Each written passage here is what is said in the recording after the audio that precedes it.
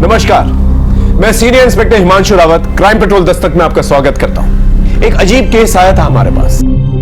मान लीजिए आपको चोट लगी है, सारी दुनिया कह रही हो कि आपको चोट लगी है, आपको भी दिख रहा हो कि आपको चोट लगी है, लेकिन आप ये मानने को तैयार ही नहीं कि आपको चोट लगी है। ऐसे इंसान को क्या कहेंगे आप? पागल? हम जिस केस के बारे में बात कर रहे हैं उस केस में कोई पागल नहीं था, लेकिन हालात ऐसे थे कि कोई भी पागल हो सकता था, क्योंकि अपराध चीख चीख के दस्तक दे रहा था, लेकिन सुनने को कोई भी तैयार नहीं था।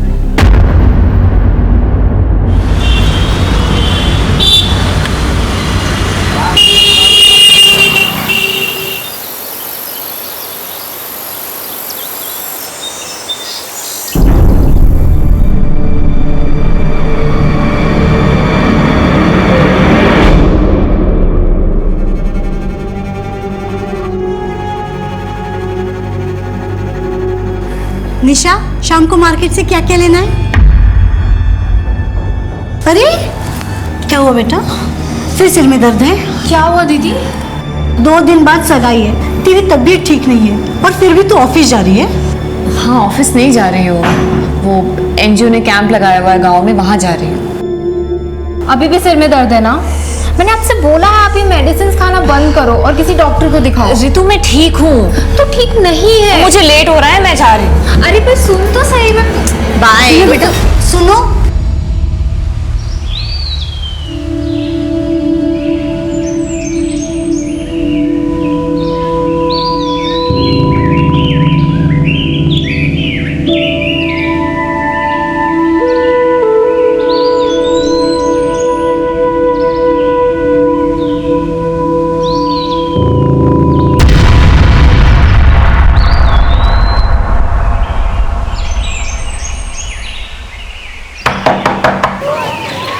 नमस्ते दीदी। कैसी हो सलमा? मैं ठीक हूँ दीदी। अच्छा ये ना दीदी, इसके साथ कोई दवा भी होती तो दे देती।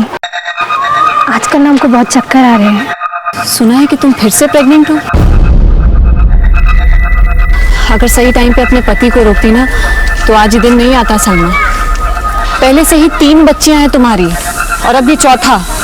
अपनी सेहत पे ध्यान नहीं दोगी ना तो किसी दिन मर जाओगी। अब हम क्या करें दीदी, आप तो सब जानते ही हैं ना। और ये पहले भी, खैर आप हमारी फिक्र छोड़िए, हमें कुछ नहीं होगा, बस हमें कोई दवा दे दीजिए। जी लो, ध्यान रखना अपना।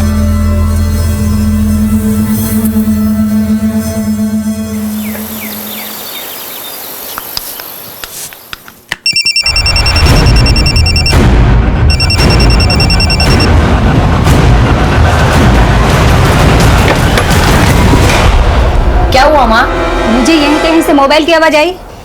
माँ आपके कान बज रहे, क्या आपने मोबाइल दिलाया जो बजेगा? जब तक हाई स्कूल पास नहीं कर लोगे ना, मोबाइल नहीं मिलेगा। चलो अभी ट्यूशन जाओ जल्दी से, ट्यूशन के लिए लेट हो रहा है। चलो चलो चलो। हाँ हाँ जा रहा हूँ।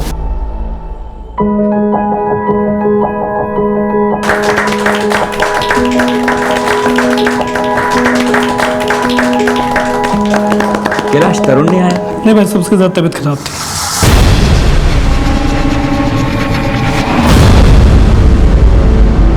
आइए सब लोग मुंह मीठा कर लीजिए।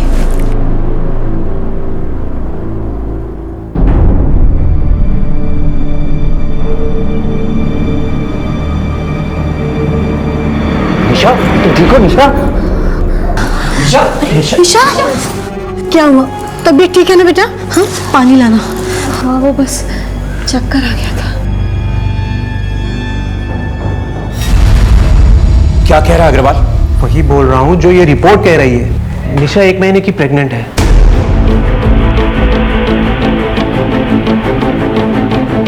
सुशील, तुम्हें ठंडे दिमाग से काम लेना होगा। पापा, अजीत, मैं सच कह रही हूँ। मुझे सच में नहीं पता कि रिपोर्ट्स में ये सब कैसे आ गया। मैं प्रेग्नेंट कैसे हो सकती हूँ पापा? मैं सच कह रही हूँ, मैं ऐसा कभी नहीं कर सकती। एक तो तुमने हमारी नाक कटवा दी, ऊपर से तुम दोनों मिलकर ये नाटक कर रहे हो। मैं इसको क्या समझता था और ये क्या? आप मुझे क्यों ब्लेम कर रहे हैं अंकल? अजीत, निशा तुम्हारे साथ बाहर जाती थी तो ये तुम्हारा बच्चा नहीं तो किसका बच्चा है? हाँ आंटी, इसका जवाब आप अपनी बेटी से क्यों नहीं पूछती? माँ पापा आप लोग मेरा यकीन कीजिए प्लीज, मैंने ऐसा किसी के साथ नहीं किया है, ना ही अजीत के साथ और ना ही किसी और के साथ। अब बोलिए, अब क्या बोलेंगे आप? किसी और का बच्चा, आप लोग मेरे मत्थे मर रहे हैं। मेरी माँ तो पहले ही इस शादी के खिलाफ थी, और अब तुम्हारी ये हरकतें देखकर ना मुझे तो ऐसा लग रहा है कि मैं ही बेवकूफ था जो तुमसे शादी करने जा रहा था। ये क्या कह रहे हो अजीत? प्लीज मेरा विश्वास करो। विश्वास? धोखा तुमने दिया है निशा, विश्वास की बात ना करो तो ही बेहतर है। अरे शर्म आनी चाहिए तुम्हें। और अब ना मुझे तुमसे कोई रिश्ता नहीं रखा। अजीत, अजीत मेरी बात सुनो। पापा दीदी की तबीयत खराब है, और वैसे भी ये भी तो हो सकता है कि डॉक्टर ने रिपोर्ट्स गलत दे दी हो। पापा तू मुझे समझाएगी क्या सही और क्या गलत? तू जानती थी ना सब इसके बारे में? बोल निशा, तू बता किसके साथ मुंह काला किया तूने? किसी के साथ नहीं पापा, समझ क्यों नहीं रहे? मुझे लगता है मेरे साथ किसी ने कुछ गलत किया है, हमें पुलिस में कंप्लेंट करनी चाहिए। दिमाग खराब हो गया तेरा? क्या बताएगी पुलिस को कि कोई भूत आया था और उसने ये सब किया है तेरे साथ? एक बात कान खोल के सुन ले, ये रिश्ता टूटना था, टूट गया।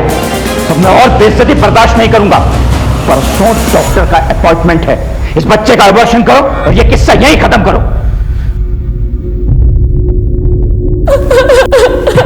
ऐसा कैसे हो सकता है कि एक औरत को पता तक ना चले कि वो मां बनने वाली, और ये तक ना मालूम हो कि वो उसके बच्चे का बाप कौन है? Is it possible? ये एक ऐसा सवाल था जो हमें शॉक कर रहा था, और जो जवाब हमें मिला वो और भी शॉकिंग था। खतरे की दस्तक घर की चौखट तक पहुंच चुकी थी, जो सबको सुनाई दे रही थी, लेकिन इससे पहले कोई कुछ सोचता समझता एक खतरनाक मोड़ आ गया।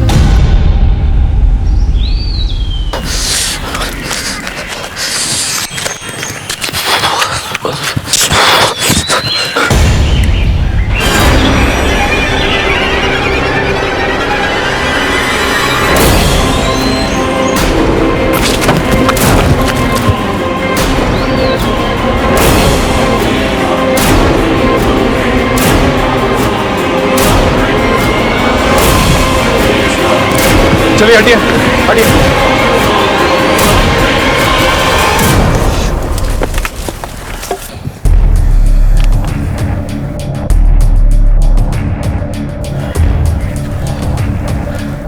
आसपास अच्छे से चेक करो। लाश को सबसे पहले किसे देखा? सर मैंने देखा सर। यहाँ क्या कर रहे थे इस वक्त? सर मैं सुबेरे हल्का होने आया था सर। सर गला घोट के मारा गया।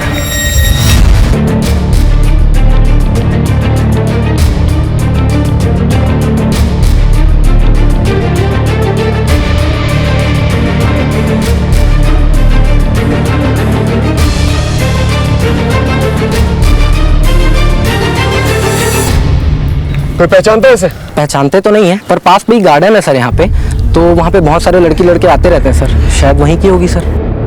सर ये बैग मिला कुछ दूर पर, ये शायद इसी लड़की का। ये इसका एम्प्लॉय कार्ड है, किसी एनजीओ का है। Good care NGO, Nisha Sharma. इस एनजीओ के बारे में पता करो, और उसकी फैमिली को पता था, और यहीं आसपास जो पार्क है ना वहां पर पूछताछ करो, शायद इस लड़की को किसी ने देखा। सर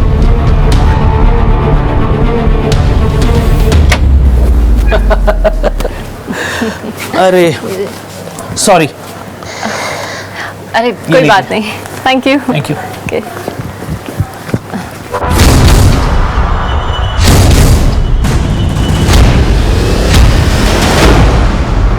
सर कल शाम को निशा घर से ये कह के निकली थी कि वो पार्क जा रही है, तो रात तक लौटी नहीं। तो मैं उसे ढूंढने गया पर वो नहीं मिली सर, इसलिए मैं घर आ गया। मुझे लगा कि वो घर आ गई होगी उसके साथ। ये सब पार्क में क्या करने गई थी? किसी से मिलने गई थी? सर निशा बस ये कहकर गई थी कि वो पार्क जा रही है, और उसने कुछ नहीं बताया। ऋतु तुम कुछ कह रही थी कि निशा की बात का किसी ने भरोसा नहीं किया, वो कौन सी बात थी? वो प्रेग्नेंट थी सर। तो सर उसकी शादी नहीं हुई थी अब तक, और उसे ये पता भी नहीं था कि उसके होने वाले बच्चे का बाप कौन है। मतलब? सर उसने ये भी कहा था कि उसने ऐसा कभी कुछ किया ही नहीं, जिसकी वजह से वो प्रेग्नेंट हो सके। तो फिर वो प्रेग्नेंट कैसे हुई? सर यही तो वो भी समझ नहीं पा रही थी।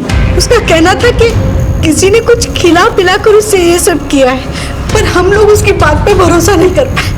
हम भरोसा कर भी लेते तो कोई और करता कैसे? अजीत से उसकी शादी भी इसीलिए टूट गई। आप लोग को हमारे पास आना चाहिए था। हो सकता है कि निशा सच बोल रही थी और इस बच्चे की वजह से उसकी जान ली गई, ताकि उसके बच्चे के बाप का राज ही रह जाए। उसका कोई करीबी या कोई बॉयफ्रेंड जिस पर उसे शक हो, जो ऐसा कर सकता हो, या फिर वो किसी को बचाने के लिए झूठ बोल रही हो? दीदी की शादी होने वाली थी अजीत से। अगर उसे पता होता तो वो अबॉर्शन नहीं करा लेती चुपचाप। ना सबको पता चलने का वेट करती और ना ही अपना तमाशा बनाती। ठीक है, आप लोग जा सकते हैं।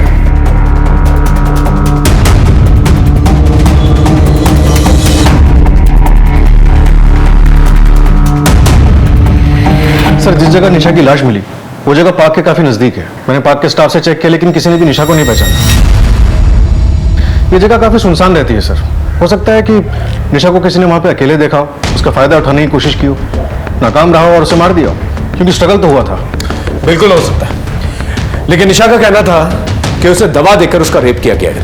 अगर एक सेकंड के लिए मान भी ले कि वो सही कह रही थी, अगर वो पुलिस के पास आ जाती तो पता नहीं किस इंसान का राज फाश हो जाता। सर, आपका कहना है कि किसी ने राज को राज रखने के लिए निशा को पार्क में बुलाया और हमेशा के लिए उसे खामोश कर दिया? फिलहाल हमें सारे ऑप्शंस खुले रखने होंगे पार्टनर। एक काम करो, निशा के कॉल रिकॉर्ड चेक करो, देखो किसके कांटेक्ट में, उसके एनजीओ से भी चेक करो, और उसके मंगेतर, क्या नाम है उसका? अजीत सर। उसको बुला के लेके आओ। सर। सर मैं ऐसा क्यों करूंगा? और निशा के साथ मेरा कोई फिजिकल रिलेशन नहीं था, और अगर सर ऐसा कुछ होता भी तो मैं अपने ही होने वाले बच्चे को क्यों नहीं एक्सेप्ट करता? हो सकता है तेरा मन भर गया उससे। सर, जब निशा ने खुद ये बात एक्सेप्ट किया है कि उसे खुद नहीं पता, मैंने ऐसा किसी के साथ नहीं किया है, ना ही अजीत के साथ और ना ही किसी और के साथ। तो आप मेरे मत्थे क्यों ये बात डाल रहे हैं? क्योंकि वो तुझ पे भरोसा करती थी, और इस भरोसे में तू उसे कुछ भी खिला के उसे एक्सप्लॉइट कर सकता था, और जब तुझे पता चला कि वो तेरा राज फाश कर देगी, तूने उसे हमेशा के लिए खामोश कर दिया। बकवास है ये सब। सर, मैं अपनी होने वाली बीवी के साथ सेक्सुअल असॉल्ट कैसे करूंगा? आखिरी बार कब मिला था निशा से? सब वो एंगेजमेंट के अगले दिन, जब मुझे निशा के प्रेगनेंसी के बारे में पता चला। ठीक है, अपने डीएनए टेस्ट के लिए आ जाना। अब जाओ।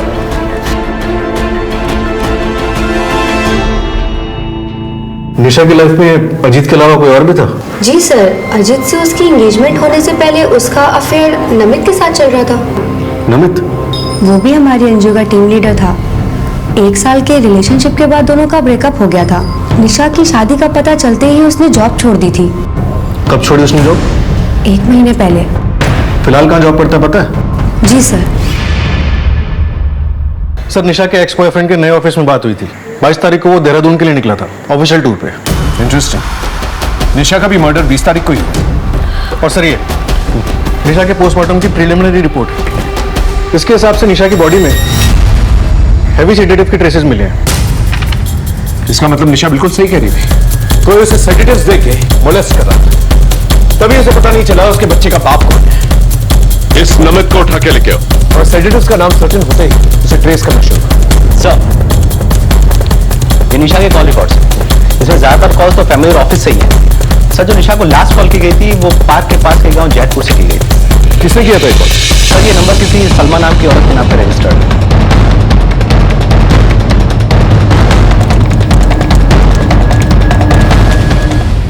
साहब, मैं 3 महीना पेट से हूँ। उस दिन मैं घर पर ही गिर गई थी। गिरने की वजह से मुझे चोट लग गई, इसलिए मेरी तबीयत भी बहुत खराब हो गई थी। इसलिए मैंने उन्हें फ़ोन किया था दवा पूछने के लिए। दवा पूछने के लिए फोन किया था या यहाँ बुलाया था? नहीं साहब, दवा पूछने के लिए फ़ोन किया था। तो दीदी बोली वो यहीं पास में ही है, थोड़ी देर में खुद आ जाएंगी, लेकिन वो नहीं आई साहब। और कुछ देर बाद मेरी तबीयत भी ठीक हो गई, इसलिए मैंने गौर नहीं किया। निशा तुम्हारे एक फोन कॉल पे इतनी रात को यहाँ आने के लिए तैयार हो गई, क्यों? ऐसा क्या खास था यहाँ? खास क्या होगा साहब, उस दिन यही दीदी की तबीयत खराब हो गई थी घर में, तो बस मैंने। दीदी, दीदी क्या हुआ? आप ठीक तो है ना? बैठिए बैठिए, मैं पानी लेके आती हूँ। दीदी पानी। सलमा, मेरे बैग में एक दवाई है, निकाल दोगे? ठीक है, मैं निकालती हूँ। ये दवाई का नाम क्या था, कुछ याद है? हमें कैसे पता होगा साहब?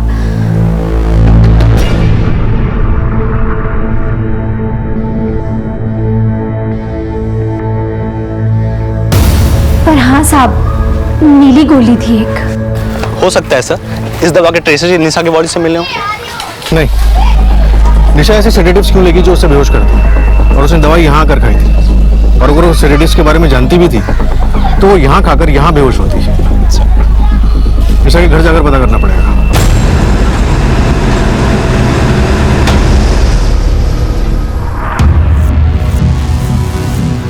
सर ये दवाई दीदी अपनी माइग्रेन के लिए खाती थी, पर वो ये तभी लेती थी जब उसका सर दर्द कंट्रोल से बाहर हो जाता था। एसिड ड्रम किसने रेकमेंड की थी दवाई? सर ये दवाई निशा बहुत टाइम से ले रही थी और हमारे एक फैमिली डॉक्टर ने इसे रेकमेंड की थी। उस डॉक्टर का एड्रेस चाहिए हमें। ये दवाई लैब में भेजो और देखो सेडेटिव के ट्रेसेस के साथ मैच करती है कि नहीं। जी सर। लेकिन सर हुआ क्या है, कुछ पता चला है क्या? सुशील जी, पोस्टमार्टम रिपोर्ट के हिसाब से निशा की बॉडी में काफी हैवी बेहोशी की दवाई मिली। इसका मतलब वो सही कह रही थी, उसे कोई दवाई खिला के उसका रेप कर रहा था। मुझे लगता है मेरे साथ किसी ने कुछ गलत किया है। और शायद वो वाकई में नहीं जानती कि उसके बच्चे का बाप कौन है। हम चलते हैं। मेरी बच्ची सही कह रही थी, अगर हम उसकी बात पे ध्यान देते ना तो आज वो जिंदा होती। माँ,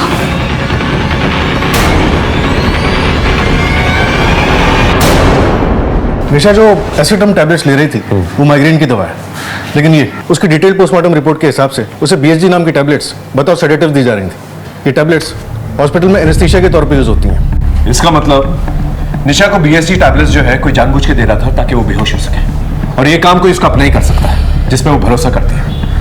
अगर ये सेडेटिव्स जनरल यूज के लिए नहीं है तो इसकी सेल और परचेज भी लिमिटेड ही होगी। एक काम करो पांडे, इस सेडेटिव्स के रिटेलर और डिस्ट्रीब्यूटर्स की लिस्ट बनाओ और पता करो कहां का डिस्ट्रीब्यूट किए गए। सर, हाँ यार, निशा का एक्स बॉयफ्रेंड नमित आया है। लेके आओ सर। निशा की शादी का सुनते ही नौकरी छोड़ दी और उसका मर्डर होते ही देहरादून चले गए। कोई खास वजह? कोई खास वजह नहीं थी सर, दूसरी कंपनी में प्रमोशन मिल रहा था, और रही देहरादून की बात तो वो तो पहले से ही प्री प्लान था। प्री प्लान था या प्री प्लान किया? सर आप मुझ पे गलत शक कर रहे हैं। हमारा ब्रेकअप जरूर हुआ था, लेकिन मेरे दिल में निशा के लिए ऐसा कुछ भी नहीं था। वो बहुत ही अच्छी लड़की थी। तो ब्रेकअप क्यों किया? सर वो नमित, समझ में नहीं आ रहा है क्या ना मतलब ना? एक तो तुम्हारे नखरे चलो, ये ना करो वो ना करो, जॉब ना करो, ऊपर से ये सब। तो क्या झेल रही हो मेरे नखरे? अगर इतनी प्रॉब्लम है मुझसे तो खत्म करो ना सब। जब रिश्तों में मिलावट आ जाए ना तो ऐसे रिश्ते खत्म हो जाना ही बेहतर है। सर रिश्ता खत्म होने के बाद मुझे अपनी गलती का एहसास हुआ और मैंने निशा से माफी भी मांगी थी और निशा ने मुझे माफ भी कर दिया। माफी मांगकर कोई भी रिश्ता फिर से कायम किया जा सकता है, लेकिन जब तुझे पता चला कि वो प्रेग्नेंट है, तूने हमेशा के लिए उसे खामोश कर दिया। 1 साल का रिलेशन था हमारा, जब उसने मुझे तब अपने पास नहीं आने दिया तो अब क्यों आने देती? इतनी अच्छी लड़की के साथ ऐसा कौन कर सकता है? जानता है किसी को? सर जहां निशा की लाश मिली थी उसी गांव में हमारा 2 महीने पहले एनजीओ का कैंप लगा था। वहां पर तूने बच्ची के हाथ में ये दिया, आके मुझसे पूछा कि अब्बू इसका क्या कहते हैं? बोल, 10 साल की बच्ची है, क्या जवाब दूं इसका मैं? बोल। अरे पर लोगों में जागरूकता होना भी जरूरी है। मैडम जी आपकी जागरूकता गई तेल लेने। अगली बार से अगर मेरी बीवी या बच्ची के आसपास नजर आई तो काट के नाले में फेंक देंगे, समझी? कौन सा गांव था? जैतपुर। ठीक है, तुम जा सकते हो। डीएनए टेस्ट के लिए सिविल हॉस्पिटल पहुंच जाना। हम निशा के मर्डर तक पहुंचने के लिए कड़ी से कड़ी जोड़ रहे थे और एक नाम सामने आया, जावेद। लेकिन जावेद तक पहुंचने से पहले ही एक ऐसा मोड़ आया जिसने हमें भी चक्रव्यूह में डाल दिया। अरे कोई है बाहर?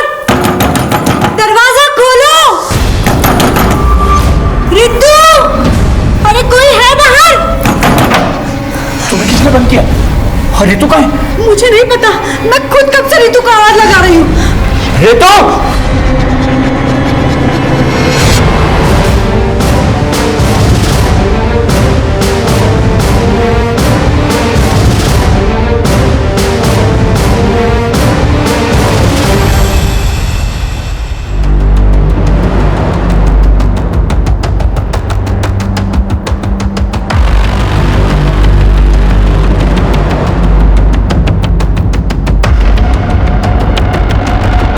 पांडे, ये सुसाइड नहीं, मर्डर है। मार्क्स जो है ऊपर की तरफ नहीं बल्कि साइड में जा रहे हैं, यूं देखो, पैरेलल। इसका मतलब इसका गला घोंट के मारा गया है और फिर बाद में फांसी पर लटकाया गया ताकि सुसाइड की शक्ल दी जा सके। पांडे घर का हर एक कोना छान मारा और बॉडी को पोस्टमार्टम के लिए भेजना। सर चलो।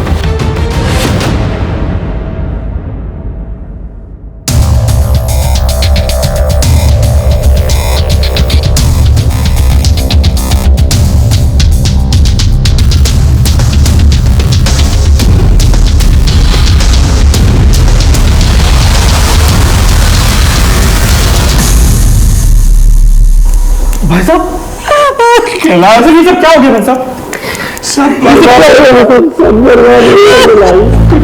हमारा तो घर बर्बाद हो गया। लाश को सबसे पहले किसने देखा था? मैं जब बाहर से आया तो नीलम के कमरे का दरवाजा बंद था। मैंने दरवाजा खोला और हम दोनों ऋतु के कमरे में गए और हमने देखा कि पंखे से लटक रही थी। सर हाँ पांडे, ये फोन मिला, कम से कम 50,000 का होगा, गिफ्ट रैप था। ये फोन आप लोग ने दिया इसे? नहीं, ये तो ऋतु को गिफ्ट मिला था, उसकी सहेली ने उसे गिफ्ट किया था। उस सहेली का नाम जानती है? नहीं। ठीक है।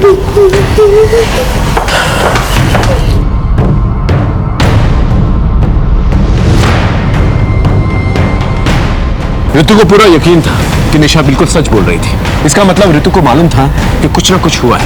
इससे पहले वो अपना मुंह खोल पाती, उसे हमेशा के लिए खामोश कर दिया गया ताकि निशा का राज हमेशा के लिए राज ही रह जाए। पांडे, मोहल्ले में पूछताछ करो, शायद किसी ने कुछ देखा। और ये भी पता करो ऋतु की ऐसी कौन सी रईस सहेली है जो उसे इतना महंगा गिफ्ट देती।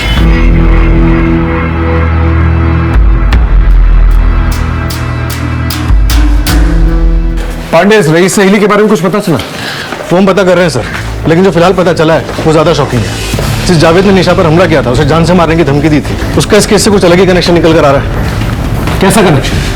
सर, इस जावेद की बीवी का नाम है सलमा, और ये सलमा वही है जिसके फोन करने पर निशा उस रात वहां पहुंची थी। मैंने किया साहब, मैंने कुछ नहीं किया साहब। बोल, बताता हूँ साहब। उसका जो है ना, मेरे परिवार में बहुत ज्यादा दखल हो गया था साहब। उसकी बातें सीख के सलमा कहती थी कि बच्चे ना पैदा करो साहब। हद तो तब हो गई साहब जब उसने मेरी छोटी बच्ची को भी सिखाना चालू कर दिया साहब। बापू साहब, बच्ची का गुस्सा आ गया था साहब। बस इसलिए अपने परिवार से दूर रखने के लिए साहब उसको मैंने धमकी दी थी साहब। दूर रखने के चक्कर में दुनिया से दूर कर दिया उसे? अरे नहीं नहीं नहीं नहीं नहीं नहीं नहीं साहब, नहीं नहीं। आप बताओ, ऐसा करना होता तो 1 महीने पहले करते साहब। सड़ने दो इसे जेल। जब इसे कुछ याद आएगा ना, खुद बकेगा। माफ कर दीजिए साहब, माफ कर दीजिए साहब। सर, आपकी बात सही थी। ऋतु ने सुसाइड नहीं किया, उसका मर्डर करके उसे फांसी पे लटकाया गया था। और एक बात सर, ये ऋतु भी निशा की तरह सेक्सुअली एक्टिव थी। कमाल, ये दोनों बहनें सेक्सुअली एक्टिव थी और दोनों का ही मर्डर हो जाता और माँ बाप को कुछ पता तक नहीं चला। इस ऋतु की बॉडी में सेडेटिव्स मिले हैं क्या? नहीं सर।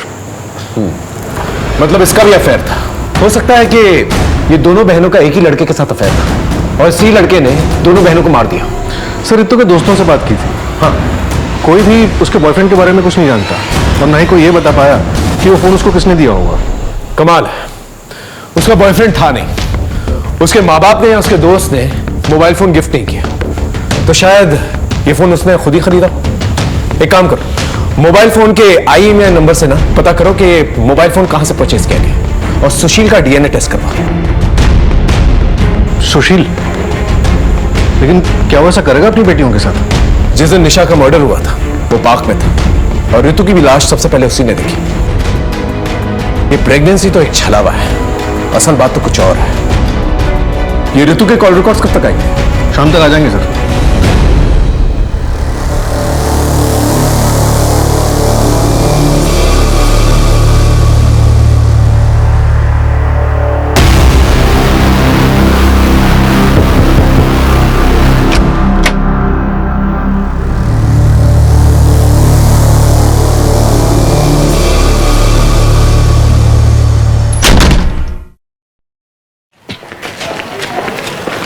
सर हाँ, निशा की तरह रितु के कॉल रिकॉर्ड से भी कुछ नहीं मिला। ज़्यादातर नंबर फैमिली या फ्रेंड्स के ही है। लेकिन एक बात अनयूजुअल है सर, मोबाइल के ज़माने में भी रितु को पीसीओ से बहुत फ़ोन आते थे, वो भी अलग अलग लोकेशन के पीसीओ से। ये जो भी पीसीओ से रितु को फोन आते थे उन सबको क्रॉस चेक करो। देखो शायद किसी को कुछ याद हो कि रितु को कौन फोन किया करता था। एक बात और सर, हाँ, इस केस से जुड़े हुए हमने सभी लोगों के सेलफोन लोकेशन चेक किए। उनमें से एक बंदा ऐसा है जिसका सेलफोन लोकेशन निशा के मर्डर वाले दिन पार्क में ही था, पर उसने हमें बताया नहीं। बोल। मैं बताता हूँ सर। बोल। सर उस दिन निशा ने मुझे पार्क में बुलाया था, उसे कुछ इंपॉर्टेंट बात करनी थी। तेरे होने वाले बच्चे के बारे में ना, जिससे छुटकारा पाने के लिए तूने उसका मर्डर कर दिया। हाँ नहीं सर, ऐसा कोई बात नहीं है सर, और ना ही वो मेरा बच्चा था। तो फिर पार्क में क्यों बुलाया था उसने तुझे? मेरी बात हमसे क्यों छुपाई तूने? मैं तुम्हें पागल दिखता हूँ? सच बात तो ये है कि ये बच्चा ना तुम्हारी अय्याशियों का नतीजा है। अजीत, अच्छा हुआ जो शादी से पहले ही मुझे तुम्हारा ये चेहरा भी दिख गया। तुम्हें मेरी बात पे भरोसा नहीं है ना कि मैं सच कह रही हूँ? ठीक है, मैं इस रिश्ते को आज इसी वक्त खत्म करती हूँ। हाँ ठीक है, जाओ जाओ, मुझे भी कोई रिश्ता नहीं रखना तुम्हारे साथ। सर उस दिन हमारा झगड़ा हो गया था, और अगले ही दिन जब मुझे पता चला निशा का मर्डर उसी पार्क के करीब हुआ है तो मैं घबरा गया था। इसलिए घबराना तो वाजिब है तेरा। दो मर्डर जो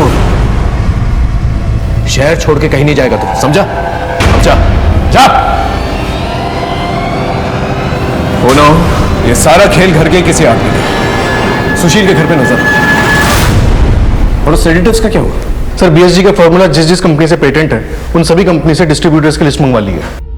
सर एक लीड मिली है, निशा के घर में उसका एक कजिन भाई रहता था, उसके एक दोस्त का पता किया है। ओके।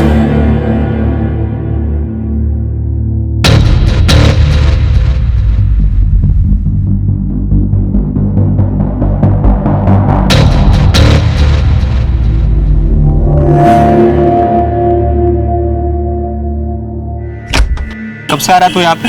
सर मेरा तो इस घर में आना जाना लगा ही रहता है, सारा सामान मेरे यहीं से तो जाता है। क्या हुआ सर? चल आजा, कुछ बातें करनी है। सर 1 महीने पहले तक निशा का कजिन तरुण उनके साथ ही रहता था, मेरा दोस्त बन गया था, मगर 1 महीने पहले निशा ने उसको घर से निकाल दिया था। ये ले अपना बैग पकड़ और निकल यहाँ से। दीदी प्लीज दीदी। ये क्या कर रही है? दीदी आई रियली सॉरी दीदी, प्लीज छोड़ मुझे। दीदी प्लीज। तू तो शुक्र मना कि सिर्फ चाचा जी को पता है और किसी को नहीं। और हाँ, जिसको जो बताना होगा मैं खुद बताऊंगी, समझ रहा है तू? निकल यहाँ से। दीदी आई रियली सॉरी दीदी, प्लीज अब आगे से कभी नहीं होगा दीदी, सॉरी प्लीज। कोई सॉरी वॉरी नहीं दीदी। ये बैग पकड़ दीदी प्लीज और निकल यहाँ। प्लीज दीदी प्लीज निकल यहाँ से, समझ में नहीं आ रहा है तुझे? दीदी निकल यहाँ से। प्लीज दीदी। तो तू क्या कहना चाहता है?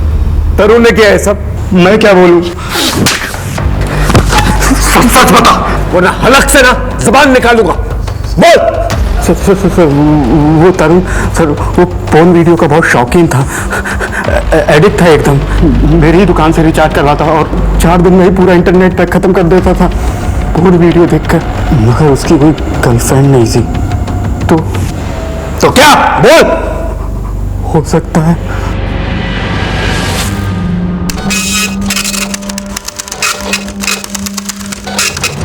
सर प्रतीक सही कह रहा था, ये तरुण इसकी इंटरनेट हिस्ट्री पॉर्न से भरी पड़ी है।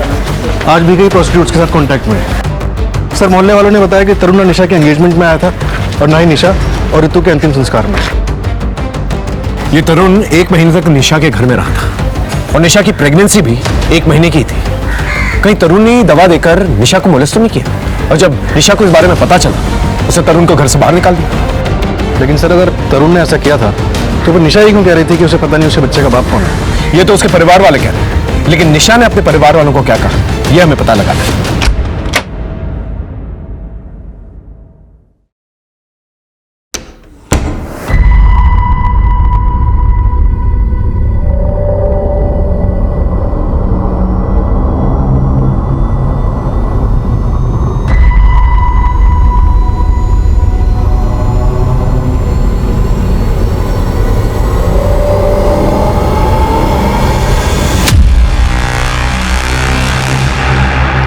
झूठ बोलता है। पूरी इंटरनेट की हिस्ट्री तेरी पॉर्न से भरी हुई है, प्रोस्टिट्यूट के साथ रेगुलर कांटेक्ट में रहता है और तू कह रहा है कि तूने कुछ नहीं किया।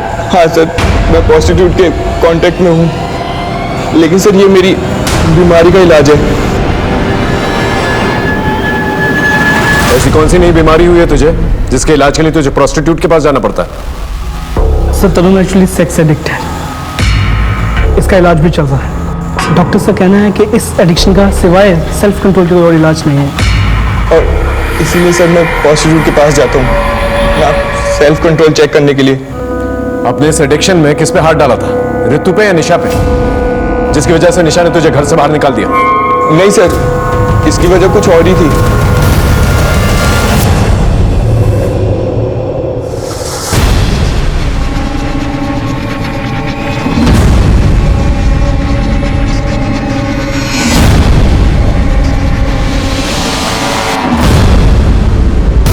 और सर मैं इसी इंसिडेंट के बाद अपने घर लौट आया था और निशा दीदी ने पापा को छोड़कर किसी और को ये बात नहीं कही थी। निशा रेड लाइट एरिया में क्या कर रही थी? सर वो तो मुझे नहीं पता, लेकिन जब मैं निशा दीदी के घर में रहता था तो कई बार कुछ अजीब गरीब हुआ था।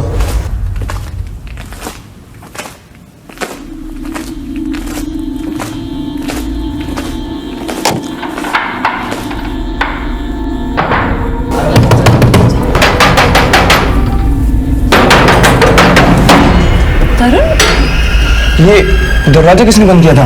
अरे मुझे क्या पता, मैं तो पानी पीने उठी थी, देखा तेरा दरवाजा बाहर से बंद है। दीदी मुझे लगा हॉल में कोई था। पागल है क्या? मैं ही थी और कोई नहीं था। तू जाके सो जा।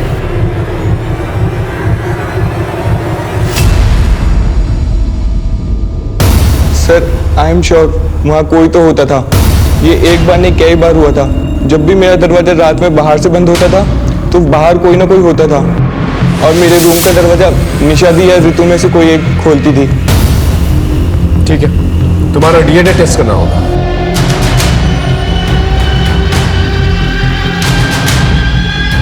सर, निशा एनजीओ के रूटीन काम से अक्सर रेड लाइट एरियाज में जाती थी और रुचि ने बताया कि वहां उसने तरुण को देखा था। हो सकता है फैमिली की इज्जत बचाने के लिए उसने तरुण को घर से निकाल दिया। कोई तो था जो उस घर में आता जाता था और सर्टिफिकेट्स का इस्तेमाल भी हुआ है। सर, कब? सर मैं ऋतु के कॉल डिटेल्स में मिला सभी पीसीओ को क्रॉस वेरीफाई किया, तो भी पता नहीं चल पाया कि ऋतु को कौन कॉल करता है। लेकिन सर 5 पीसीओ ऐसे हैं जहां पे ऋतु को कॉल करने के बाद किसी दूसरे नंबर पर भी कॉल किया गया था। ये नंबर श्रीकांत गुप्ता था।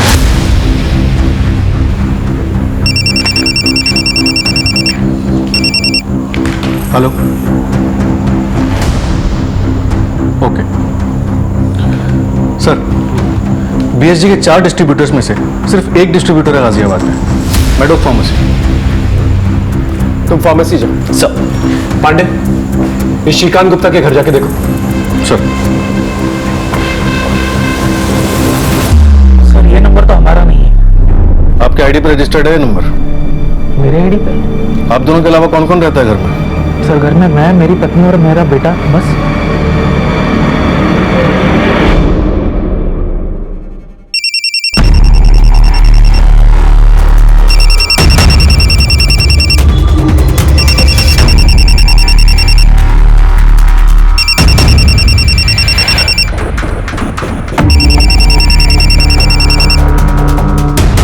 ये फोन किसका है?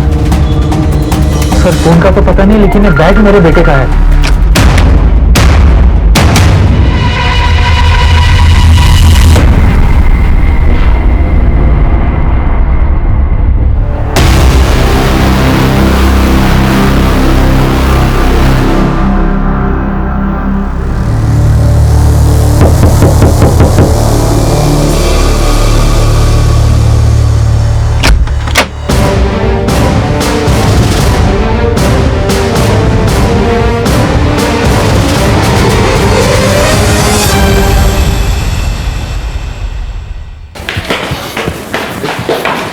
आप बता सकते हैं इस बीएसजी दवा का डिस्ट्रीब्यूशन आपकी कंपनी में किसके जिम्मे है? Wait sir.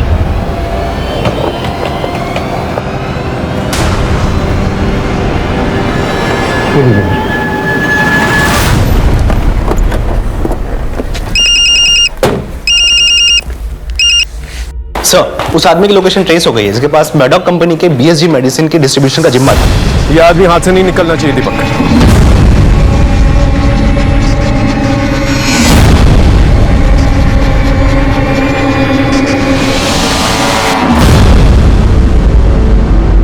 ट्यूशन टीचर के साथ तुमने ऐसा क्यों किया? सर मुझे मोबाइल खरीदना था, लेकिन मेरे पापा मम्मी मान ही नहीं रहे थे।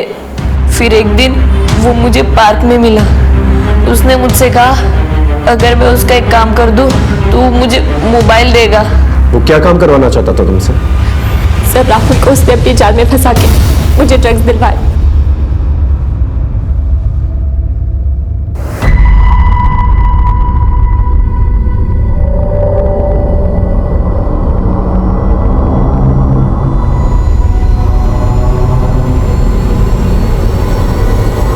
उसने मुझसे कहा जैसे ही अदिति मैम दवा पी ले मुझे फोन कर देना। मैंने ऐसे ही किया। वो मुझे ड्रग्स देकर मुझ पे रेप करता रहा और उसने वीडियोस बना ली और फिर मुझे ब्लैकमेल करता रहा। क्या नाम है उसका?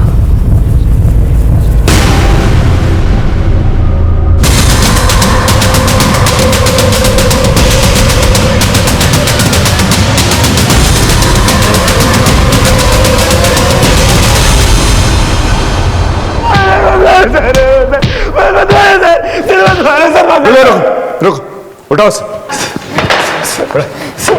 बोल। रितु के घर के बाहर एक मेडिकल स्टोर था, वहां आते जाते हमारा अफेयर शुरू हो गया था। मैंने मेरे और रितु के बीच के कुछ प्राइवेट मोमेंट्स की वीडियोस रिकॉर्ड कर लिए थे। घर में सबके सो जाने के बाद वो सबके कमरों की कुंडी लगा देती थी ताकि कोई भी जागे तो मैं वहां से चला जाऊं।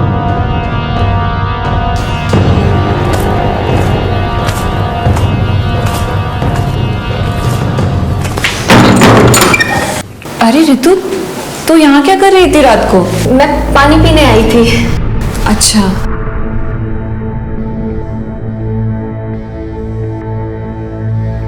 सर निशा की खूबसूरती के आगे रितु कुछ भी नहीं थी। मेरा मन टोल गया था। मैंने रितु को वीडियोस दिखा के धमकाया कि वो निशा के साथ फिजिकल होने में मेरी मदद करे। मेरी दी हुई दवा को निशा की माइग्रेन वाली दवा के साथ दे दी।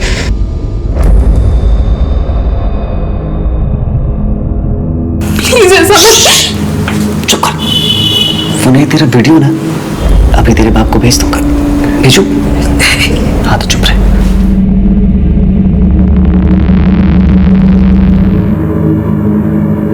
सब कुछ मेरे हिसाब से चल रहा था, मगर निशा प्रेग्नेंट हो गई और चीजें बदल गई। रितु ने आके मुझे बताया कि निशा को उस पर शक हो गया है। मैंने आज तक कभी किसी के हाथ से कुछ नहीं खाया, सिर्फ तुम ही मुझे दवाई देती हो। कहीं तुमने ही तो ये सब। ये क्या बोल रही दीदी? इसलिए मैंने उसे ठिकाने लगाने का प्लान बना लिया। 2-3 दिन मैंने उसका पीछा किया, फिर वो मौका आ गया जिसकी मुझे तलाश थी। वो सुनसान रास्ते में अकेले जा रही थी। रितु को क्यों मारा? रितु को शक हो गया था कि मैंने निशा का मर्डर किया है, और पुलिस को जब ये पता चला कि निशा को सेडेक्टिव देकर उसका रेप किया गया, रितु डर गई। हमें ना पुलिस को सब कुछ सच सच बता दो। देख, किसी को कुछ भी पता नहीं चलेगा, बस तुम अपना मुंह बंद रखना।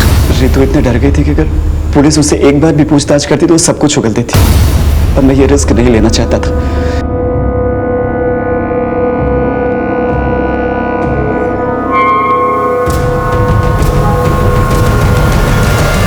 निशा को फंसाने के लिए रितु को मोबाइल गिफ्ट दिया। उस तरह से अदिति को फंसाने के लिए तूने एक 13 साल के बच्चे का इस्तेमाल किया। शर्म नहीं आई तुझे?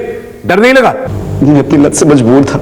खुद को बचाने के लिए मैंने अदिति को धमकाया कि अगर उसने किसी को कुछ भी बताया तो उसका भी हाल वही करूंगा जो निशा का किया था। रितु की लाश देखने के बाद अदिति ने सरेंडर कर दिया था। अब सारी उम्र जेल में सड़ते रहे।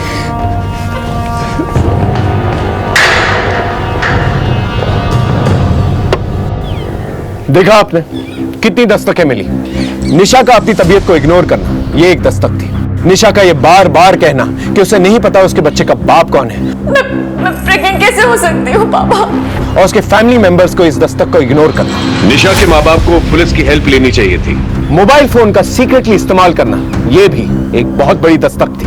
बच्चों पे नजर रखना बहुत जरूरी है, क्योंकि कोई भी उन्हें बहला फुसलाकर गलत काम करवा सकता है। अजय ने जब रितु को ब्लैकमेल करना शुरू किया तो वो पुलिस की मदद ले सकती थी, लेकिन वो चुप रही और अजय का शोषण सहती रही, और उसी चुप्पी की वजह से निशा भी अजय का शिकार बनी। इसलिए चौकन्ना रहना बहुत जरूरी है। देखते हैं हमारे आज के एपिसोड की दूसरी कहानी।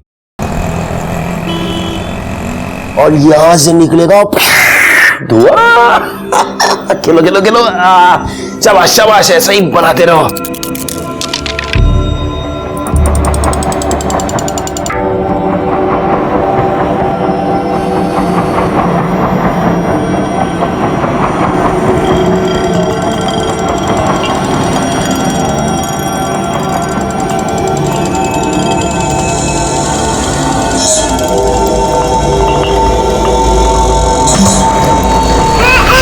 अरे रश्मत,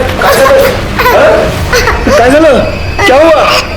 नीला, ए नीला, पता नहीं, तो खेल रही थी। क्यों रो रही है? इसने कहीं कुछ खा तो नहीं लिया? अब बोल ना। आकर क्या हुआ? क्यों रो रही है? आई की रिंग यहाँ पर रखी थी ना। आसपास आपने ये तो सुना होगा कि एक छोटे बच्चे ने नाक में कुछ डाल दिया है, मुंह में कुछ डाल दिया है और उसकी अब जान खतरे में है। वो तो बच्चे होते हैं, लेकिन उनको संभालने की जिम्मेदारी हम बड़ों की है। यहाँ जयंत की जिम्मेदारी थी 4 साल की रचना को संभालने की।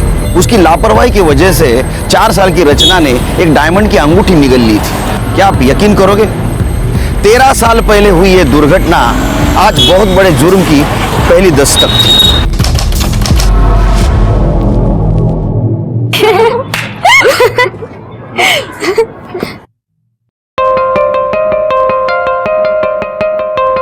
हाय, क्या बात है गॉर्जियस, आज तो बड़ी हॉट लग रही है। कुछ नई बात बता। I know, I am hot.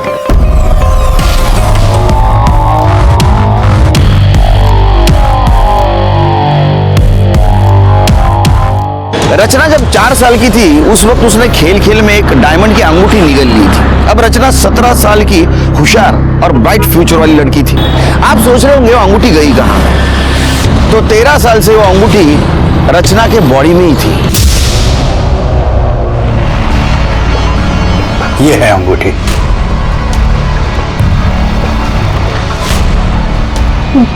Diamond ring मेरी स्टमक में कैसे? बेटा, वो बचपन में ना तुमने गलती से निगल ली थी। डोंट वरी, उस वक्त तुम छोटी थी तो तुम्हारे ऑर्गन्स डेवलप नहीं हुए थे। उस वक्त सर्जरी करके अंगूठी निकालना तुम्हारे इंटरनल ऑर्गन्स के लिए डेंजरस था, लेकिन अब तुम बड़ी हो चुकी हो। बस एक छोटी सी सर्जरी होगी और अंगूठी बाहर।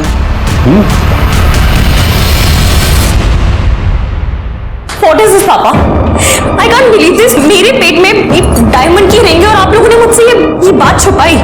देखो, हमने ये बात तुमसे इसलिए छुपाई क्योंकि जमाना बहुत खराब है बेटा। अगर ये बात किसी को पता चल जाएगी ना तो तुम्हारी जान को खतरा हो सकता है। तो ये जो रिंग है ये रियल डायमंड की है?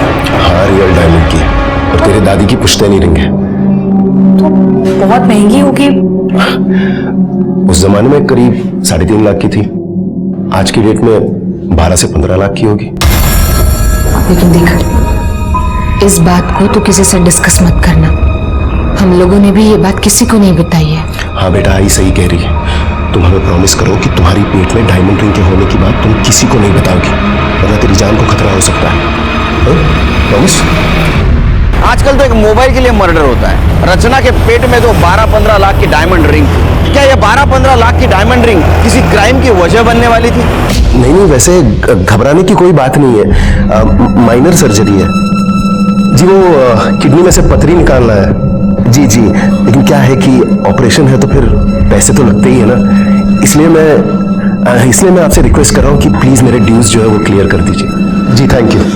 तो दिखा देना अपने औकात।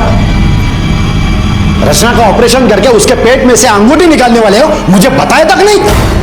भाऊजी, ऑपरेशन अब तक हुआ नहीं है, हम लोग आपको बताने ही वाले थे। मैं तुम दोनों को अच्छी तरह से पहचानता हूँ। जब मुझे पैसों की जरूरत थी तो इसका ऑपरेशन नहीं किया। अरे कैसे करवाते ऑपरेशन?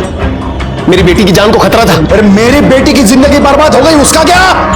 उस वक्त मैं अगर मेडिकल कॉलेज में पैसे भरता तो आज मेरी प्रिया डॉक्टर रहती। हाँ, तो मैं उस वक्त 3.5 लाख रुपए देने के लिए तैयार था। पागल समझाए क्या मेरे को? पागल समझाए? गया वो जमाना 3.5 लाख था।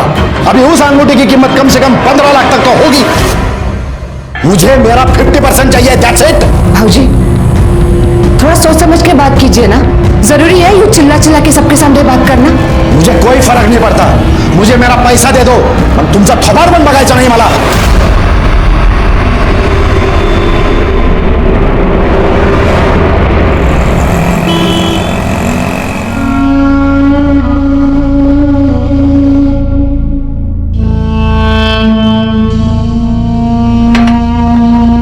तुला माहिती है ना, शिरीष तो शुरू से ही ऐसा ही है। तू ज्यादा सोच मत। कैसे न सोचू दीदी, बता। मेरी बेटी का ऑपरेशन होने वाला है, उसकी जान को खतरा है, मगर किसी को कुछ नहीं पड़ी है इस बात की। सबको बस इसी बात की पड़ी है कि उस अंगूठी की कीमत कितनी होगी। तुम मत परेशान हो, चाय पी ले, हाँ? सब ठीक हो जाएगा। मुझे ना ये विपिन बिल्कुल पसंद नहीं है, एक नंबर का फ्लर्ट है। तू ना इसके बारे में ज्यादा सोचा मत कर। अरे चिल कर, मैं नहीं सोच रही हूँ। काम कर, तू उसके बारे में ज्यादा मत सोच। अच्छा चल, मैं निकलती हूँ, मुझे जाना है। चल ठीक है, बाय।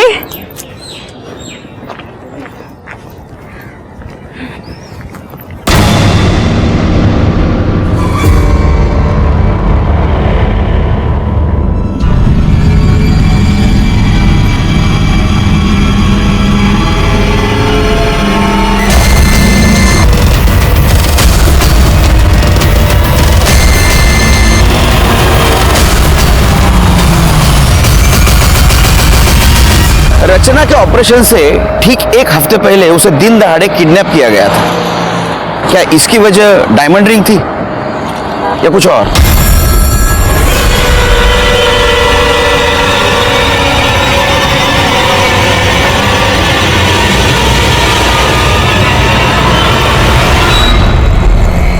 हाँ निकालो निकालो, कुछ अच्छा बना खाना खाने के लिए।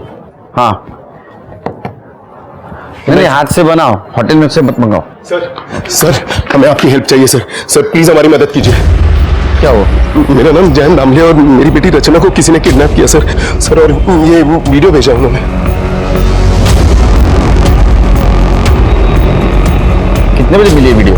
सर शाम के कुछ 8:30 बजे। और रचना कॉलेज के लिए कितने बजे निकलती है? सर वो सुबह 7 बजे निकल जाती है और 4 बजे तक वापस आ जाती है, मगर आज जब वो वापस नहीं आई तो मुझे टेंशन हुई। मैंने उसको फोन किया सर, मगर फोन भी स्विच ऑफ आ रहा है। उसके दोस्तों से पूछताछ की? सारे दोस्तों को कांटेक्ट किया सर, और हमारी मेड को भी उनके घर पर भेज दिया, लेकिन किसी को कुछ पता नहीं।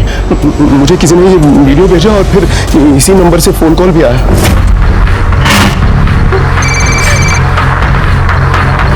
हेलो? बेटी का वीडियो देख लिया? अब 5 लाख का इंतजाम कर ले, और अगर बेटी से प्यार है तो पुलिस से कांटेक्ट करने की गलती मत करना। सर हम लोग काफी रिस्क लेकर आप लोगों के पास आए, प्लीज हमारी मदद कीजिए। आप रोइए मत, लीजिए पानी पी। जिसका आपको कॉल आया था उसकी आवाज पहचान सकते हैं आप? नहीं सर। किसी के ऊपर शक यानी किसी के साथ दुश्मनी? ऐसा तो कोई भी नहीं है सर। फिर क्यों किडनैप करेंगे आपकी बेटी को? पेट में सर, उसके पेट में डायमंड रिंग है। क्या?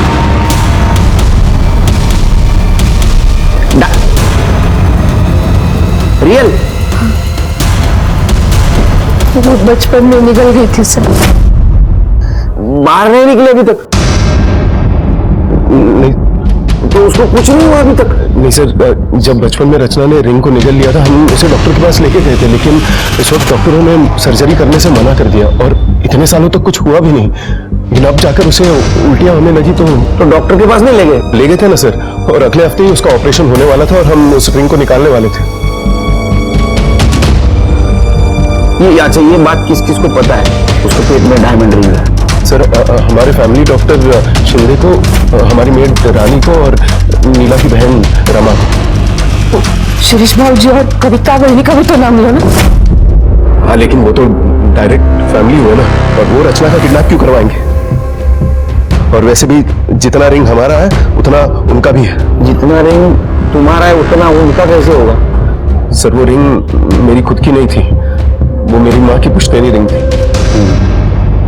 क्या कीमत होगी रिंग की? सर आज की डेट में 15 लाख से कम नहीं होनी चाहिए। 15 लाख? जी सर रिंग की कीमत है 15 लाख, और रैंसम के लिए सिर्फ मांगे गए हैं 5 लाख। किडनैपर इतने पागल नहीं है, वो तो 20-25 लाख आराम से मांग लेंगे। इसका मतलब किडनैपर को पता नहीं है उसके पेट में डायमंड रिंग है। उन्होंने तो सिर्फ 5 लाख ही मांगे। आप शिर्की के पास डिटेल में रिपोर्ट लिखवा दीजिए और आप दोनों का मोबाइल नंबर देना। जी सर। उसे हम सर्विलेंस पे डालेंगे। अगर वो किडनैपर का वापस फोन आया तो हमें पता चलेगा, उसको हम पकड़ सकेंगे। सब कुछ भी करके मेरे बेटी को बचा लीजिए सर। फिक्र मत कर। देख, शांति से रह, चिल्लाने से कोई फायदा नहीं है। हमें हमारे पैसे मिल जाने के बाद हम छोड़ देंगे तेरे को। क्यों किडनैप किया, किसके कहने पे किया है? तेरा ही कोई जान पहचान वाला है, उसी ने सुपारी दी है तुझे उठाने की। कौन है? सोचती बैठ, रात अच्छे से कटेगी। चल रहे। प्लीज छोड़ दो, प्लीज। अरे छोड़ दो please. Happy rose day. Thank you, you too happy rose day. हाँ थैंक यू।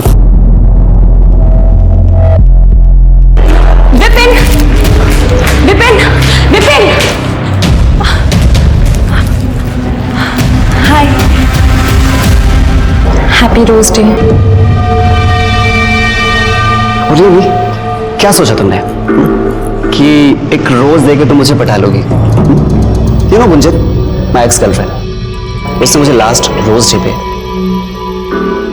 ये गोल्डन कलर की वॉच दी थी। गुंजन ने तुम्हें गोल्ड कलर की वॉच दी थी। मैं तुम्हें रियल डायमंड दे सकती हूँ, वो भी 15 लाख की।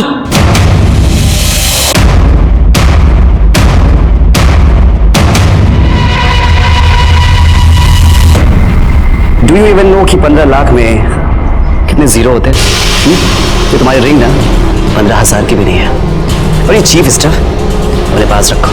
डायमंड की रिंग मेरे फिंगर में नहीं, मेरे स्टमक में है, जो कि बहुत जल्दी निकलने वाली है।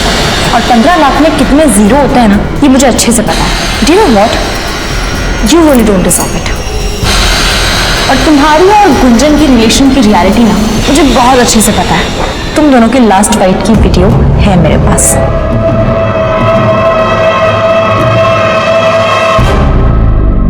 मुझे उस दिन वो रिंग वाली बात नहीं बोलनी चाहिए थी। पापा ने स्ट्रिक्टली मना किया था। तुम हमें प्रॉमिस करो कि तुम्हारी पेट में डायमंड रिंग के होने की बात तुम किसी को नहीं बताओगी। काव्या, जब रचना की किडनैपिंग हुई तुम उसके साथ थी ना, तो तुमने तो किडनैपर्स को देखा होगा। नहीं सर, उसका घर ना अलग डायरेक्शन में और मेरा घर अलग डायरेक्शन में, इसीलिए मैं अलग डायरेक्शन में चली गई थी। अच्छा, हमने सुना है कि तुम रचना की बेस्ट फ्रेंड हो, तो रचना की इस कॉलेज में किसी कोई दुश्मनी, कोई झगड़ा, कुछ पता है तुम्हें?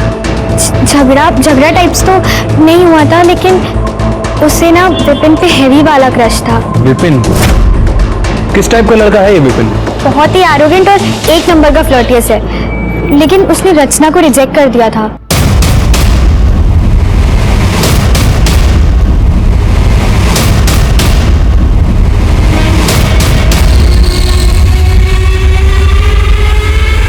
मतलब 2 लड़के, एक लड़का गाड़ी चला रहा था और दूसरे लड़के ने रचना को किडनैप किया। लेकिन ये फुटेज में नंबर साफ साफ नहीं दिख रहा है। अगर एक गाड़ी का नंबर साफ साफ दिख जाता तो केस यही सॉल्व हो जाता सर। पता चल जाएगा शिरकी। एक काम करो, इस रूट पे जितने भी सीसीटीवी है उसका फुटेज चेक करो, उसमें नंबर भी कैप्चर हुआ होगा और ये कौन से रूट पे गया वो भी पता चल जाएगा। वैसे सर, मैंने इस गाड़ी की डिटेल्स पेट्रोलिंग टीम को शेयर कर दी है। अगर ये कोई सिक्योरिटी चेक या टोल नाका क्रॉस करने की कोशिश करेंगे तो वहीं पकड़े जाएंगे। अच्छा, इस रचना का फोटो और रैंसम कॉल जिस नंबर से आया था उसका कुछ पता चला? हाँ सर, उस आदमी की डिटेल्स तो मिल गई है, लेकिन उस आदमी का कहना है कि कुछ दिन पहले उसका मोबाइल चोरी हो गया था और उसने उसकी FIR रिपोर्ट भी करवाई थी। फिर से कोई रैंसम कॉल? नहीं सर, वैसे हमारी एक टीम उसे कंटिन्यू मॉनिटर कर रही है। ये रचना के कॉल डिटेल्स और मोबाइल लोकेशन का क्या हुआ? सर, फोन कंपनी जल्दी उसका डेटा हमसे शेयर करेगी। वैसे अभी तक हमारे पास जो डेटा है उसके हिसाब से रचना को 1:35 पे किडनैप किया गया और तकरीबन 1:37 पे उसका फोन स्विच ऑफ हो गया। पता नहीं शिरकी, मुझे ये मैटर कॉलेज का कम और डायमंड और फैमिली का मैटर ज्यादा लगता है। एक काम कर दे कि रचना के माँ बाप से मिलकर ये डायमंड की हिस्ट्री डिटेल में पता कर दे। तुम फिर आ गई। तुम्हें कितनी बार कहा कि मुझे तुम्हें कोई इंटरेस्ट नहीं, समझी? देखो, मुझे भी तुममें कोई इंटरेस्ट नहीं है और ना ही कोई क्रश है तुम पे। गुंजन मेरी बहुत अच्छी फ्रेंड थी और उसने मुझे तुम्हारे बारे में सब कुछ बताया, बस इसलिए। तुमसे दोस्ती करके तुम्हें एक्सपोज करना चाहती थी। लिसन, तुम्हें जो करना है वो करो, समझी?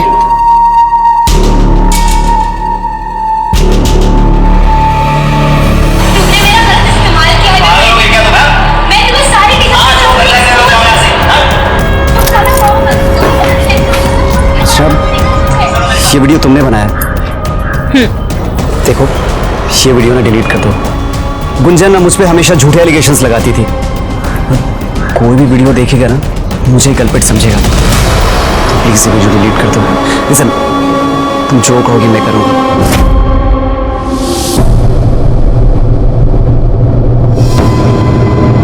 आपका भाई शिरीष और उसकी पत्नी कविता आपके साथ में रहते हैं? नहीं सर, वो पुणे में ही है, लेकिन वो लोग अलग रहते हैं। अरे, आपने तो उस दिन पुलिस स्टेशन में कहा था एकदम फैमिली जैसे। क्या फैमिली जैसे? उनसे अच्छे तो हमारे 100 दुश्मन हैं। अब क्यों चुप है आप? संगत का नहीं, आपके भाई ने क्या किया उस दिन आके? क्या किया था? सर, वो शिरीष दादा को जब रचना के ऑपरेशन के बारे में पता चला तो वो हमारे घर आया और हमसे लड़ने लगा। और किस बात का 50% भाऊजी? हाँ, 13 साल से मेरी बेटी दर्द में है, तेव्हा नहीं आली तुम्हाला आठवण? हाँ, आणि आज जब ऑपरेशन की बात निकली तो दौड़े दौड़े चले आए। समझा दे इसको, बीच में ना बोले, समझा दे। नाहीतर काय? काय? नाहीतर मी स्वतः तिचं पोट फाडेन, रांगोटी निकालूंगा। क्या बोल रहे हो तुम? क्या कर रहे हो? क्या कर रहे हो? मेरे घर से निकलो अभी, निकलो यहाँ से।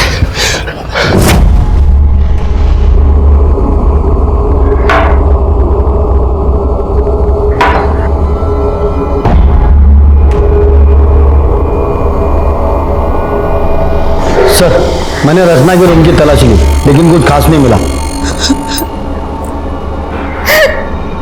बस अब मुझसे और बर्दाश्त नहीं होता।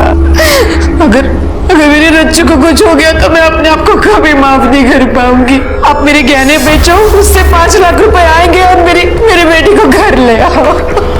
नीला, रेडू नकोस, पुलिस हमारे साथ है, रचना को कुछ नहीं होगा। शिरके, ये रचना डॉक्टर शिंदे को मिल के आई, उसके बाद में उसने किस किस को कॉल किया जरा पता लगा। उनका कॉल ड्यूरेशन और मोबाइल लोकेशन निकालो। एक बात समझ में नहीं आ रही है, वो क्लिनिक में जाके आई, उसका ऑपरेशन होने वाला है, ये बात तो सिर्फ घर वालों को पता थी, शिरीष को कैसे पता चला? सर, मैं मिलता हूँ शिरीष से। हो सकता है कि रचना की किडनैपिंग में शिरीष भी इन्वॉल्व हो। ये भी हो सकता है कि ये डॉक्टर शिंदे और ये शिरीष, ये दोनों आपस में मिले हुए हो भी सकता है, नहीं भी। लेकिन एक बात तो साफ है, अगर किडनैपिंग रिंग के लिए है तो रचना की जान को खतरा है।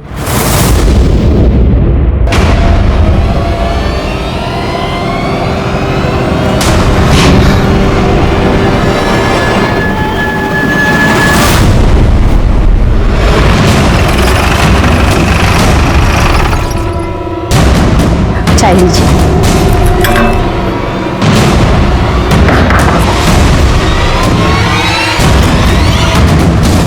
मिस्टर शिरीष जी, आपके घर का सर्च वारंट है हमारे पास, बगात मध्ये। हो सर।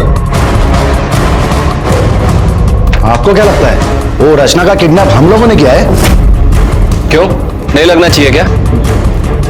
आप तो चाकू से रचना का पेट काट के रिंग निकालने की कोशिश कर रहे थे। अरे सर, वो तो मैंने गुस्से में कहा था। मैं तो बोली साहब, ये किडनैपिंग ना जयन भाऊ और नीला बहनी का नया ड्रामा है। जयन भाऊ ने जानबूझकर तमाशा खड़ा किया है और रचना को कहीं बाहर भेज दिया। एक नंबर के लालची है दोनों हस्बैंड वाइफ, अंगूठी अकेले हड़प करना चाहते हैं। सर, पूरा घर चेक किया पर कोई नहीं मिला।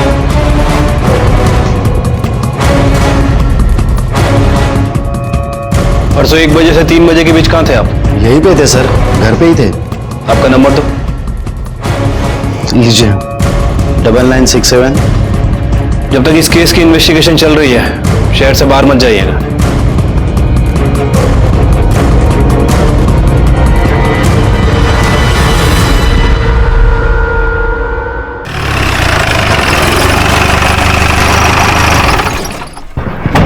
सर सुना है कि सिटी कॉलेज से रचना दामले नाम की एक लड़की की किडनैपिंग हुई है जिसके पेट में 15 लाख की डायमंड रिंग है।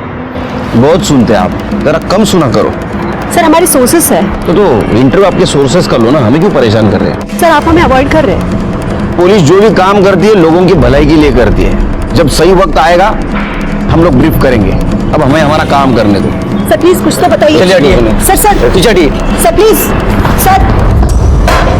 खाना खा लो। बेबी के तो हाथ बंद है, खाएगी कैसे? चलो मैं ही खिलाता हूँ अपने हाथों से।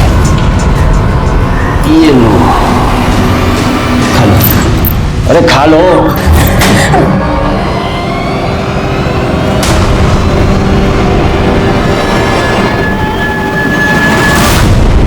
तुझे बोला था ना उसके हाथ खोल देना और खाना खाने के लिए बोलना। अगली बार से कोई बदतमीजी की ना तो मुझसे बुरा कोई नहीं होगा, समझा?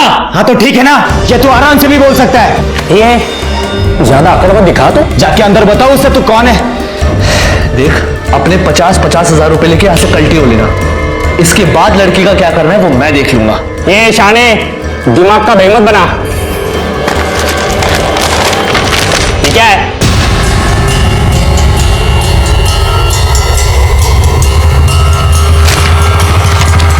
आयला, ये लड़की के पेट में तो 15 लाख की अंगूठी है। तुमने हम लोग को समझ कर रखा है बे? हाँ? अब अंगूठी के बराबर 3 हिस्से होंगे, समझा?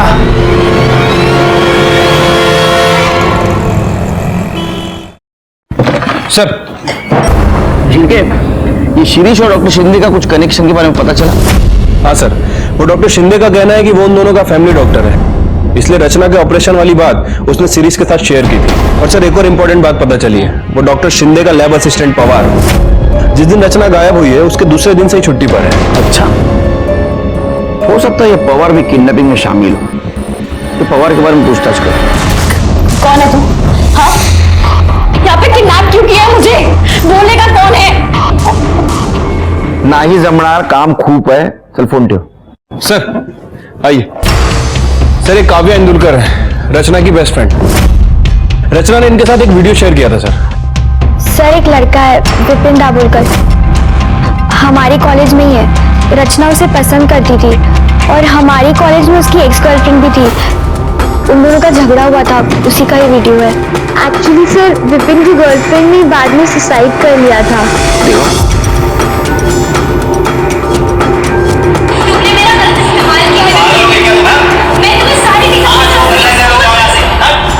सिर्फ मुझे लगता है एबेटमेंट ऑफ सुसाइड का केस है, लड़की के ऊपर ध्यान रखो। सर मुझे लगता है कि विपिन ने ये किया है क्योंकि उसे पता था कि रचना के पास ये वीडियो है और वो उससे बहुत गुस्सा था इस बात के लिए। ठीक है तुम जाओ, जरूरत पड़ी तो बुलाएंगे तुम्हें। सिर्फ काम वाली बाई का नाम क्या बताया? रानी सर। उसके बारे में पता किया? सर रानी का नेचर कुछ ठीक नहीं लग रहा है। उसे अपने बेटे के लिए किसी प्राइवेट कॉलेज में एडमिशन कराना है और उसके लिए उसे तकरीबन 15 लाख रुपए की जरूरत है। अच्छा, अब सर वो ठहरी काम वाली बाई 15 लाख कैसे अरेंज करेगी? मतलब तुम्हारा कहना ऐसा है कि रानी ने रचना को किडनैप करवाया होगा? हो सकता है सर, क्योंकि रानी को पैसों की तो जरूरत है।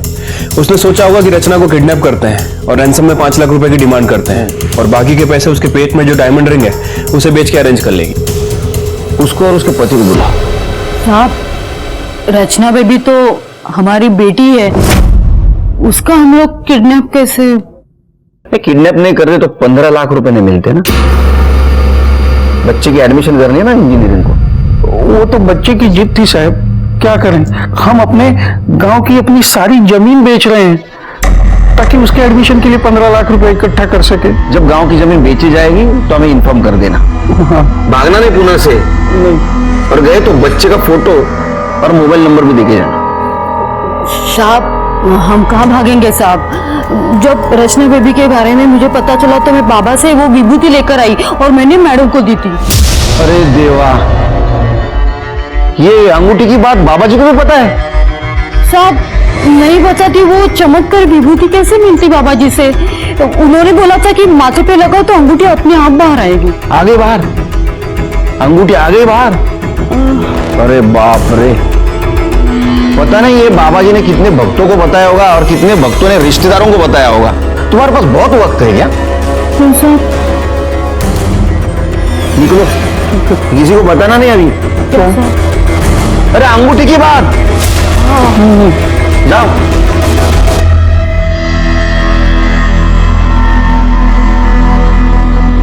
शिव के सर, इन पे ध्यान रखो, इनके कॉल रिकॉर्ड चेक करो। ठीक है सर। पता करो जमीन की बात सच है या नहीं है। इनके बेटे की भी कॉल रिकॉर्ड चेक करो। तो ये भी देखना पड़ेगा ये बाबा जी इसमें इन्वॉल्व है या नहीं। ये विपिन दाभोलकर का कुछ पता चला? सर अभी तक उसके बारे में कुछ पता नहीं चला, खबरी लोग अलर्ट पे हैं। कल रात 11 बजे कोंडवा बस स्टॉप के पास वाले ब्लू डस्टबिन में 5 लाख डाल देना, बाकी हम संभाल लेंगे। रचना का टेंशन मत लेना, वो सही सलामत सुबह तक घर पहुंच जाएगी। ठीक है, अब हम बताते हैं आपको क्या करना है। फोन का इंतजार करो। जी। सिर की कौन हो सकता है? कोई भी हो सकता है सर, वैसे मैंने अपने खबरियों को अलर्ट कर दिया है, सभी पे नजर रखे हुए हैं। कॉल लोकेशन चेक किया? हाँ सर। सर ये जो कॉल आया था ये चिंचवड़ से आया था और हमारी सस्पेक्ट लिस्ट में ऐसा कोई भी नहीं है जो चिंचवड़ में रहता है और ना ही कोंडवा में जहां फिरौती के लिए रकम मंगाई गई। ये किडनैपर बहुत शातिर है, अपनी टीम तैयार करो, इसे होशियारी से पकड़ना होगा। शिरके रैंसम कॉल यहाँ चिंचवड़ में आया था और उसने पैसा यहाँ मंगवाया कोंडवा में। जैसे किडनैपर कोंडवा से पैसा लेके निकलेगा हम उसके पीछे जाएंगे। हम लोग 2 टीम करेंगे, एक टीम में हम तीनों रहेंगे, बाकी टीम में तुम सब रहोगे। ओके? Yes sir. वो रचना को मिलने की कोशिश करेगा, हम भी उसके पीछे रहेंगे, उसको पकड़ेंगे और रचना को छुड़वा लेंगे। राइट सर, कोई डाउट नहीं? सर हमारा फुल प्रूफ प्लान तैयार था। मेरे करियर में मैंने इतने किडनैपर्स को पकड़ा था, इसलिए मुझे यकीन था कि रचना को हम ढूंढ लेंगे और उसके माँ बाप के पास उसको पहुंचा देंगे। लेकिन अगली सुबह हमने जो खबर सुनी वो सुन के हमारे होश उड़ गए।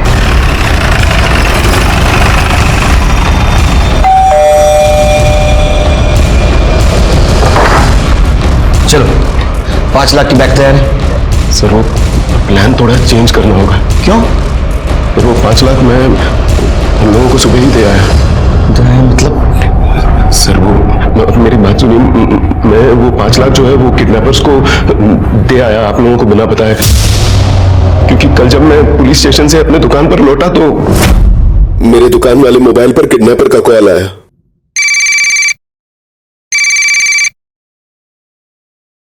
हेलो, क्या रे? मैं तेरे को समझाया था ना पुलिस को बीच में नहीं लाने का, लेकिन तू बरोबर पुलिस को अपडेट दे रहा है। लगता है रचना से प्यार नहीं है तेरे को। नहीं भाई साहब सुनिए ना, मुझे गलती होगी, आई एम सॉरी। मैं रचना से बहुत प्यार करता हूँ, इकलौती बेटी है वो मेरी। लगता तो नहीं। चल मैं तुझे एक और मौका देता हूँ, तू कल सुबह 9 बजे पैसा लेकर लॉ कॉलेज रोड के नाके वाले डस्टबिन में बैग डाल दे। ये आखिरी मौका है, अभी पुलिस को बताया तो समझ तेरी बेटी गई। ऐसा कैसे कर सकते हैं आप? पहले आप कहते हो पुलिस हमारे लिए कुछ नहीं करती, जब हम हमारा टाइम और एक्सपीरियंस आपके लिए यूज करना शुरू कर दे तो आप इंटेलिजेंट बन जाते हो। कमाल है, हमें तो कार्रवाई करनी पड़ेगी। रचना कहाँ है? रचना अभी तक घर नहीं आई।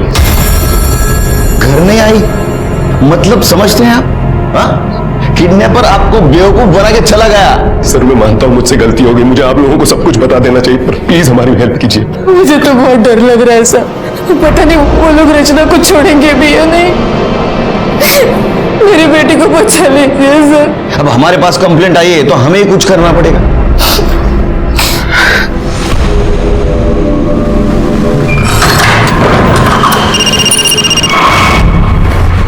हेलो, हाँ 3 लाख ले गए कुत्ते साले। मैं अभी ये सोच रहा हूँ कि डॉक्टर का क्या करेंगे, उसे कहाँ से देंगे पैसे? अरे आप पैसों की चिंता मत कीजिए डॉक्टर सीधे, हम कैसे भी करके आपके पैसे दे देंगे, लेकिन काम रुकना नहीं चाहिए।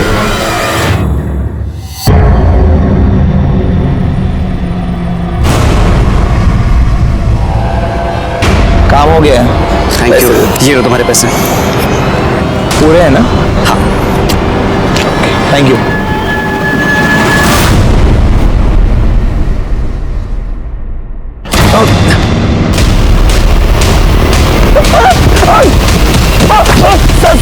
मैंने कुछ नहीं किया।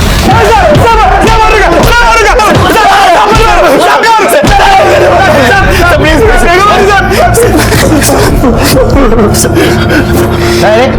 लिख रहे थे तुम दोनों? सर सब कुछ नहीं, वो इसने मुझे पैसे दिए थे, वो लड़की है ना रचना, उसका मोबाइल चुराने के लिए सर। और तूने उसको किडनैप करवा लिया? नहीं सर। ए बोल। सर मैं माइनर हूँ, मेरे पेरेंट्स के सामने बात करूंगा। माइनर है तू? हाँ?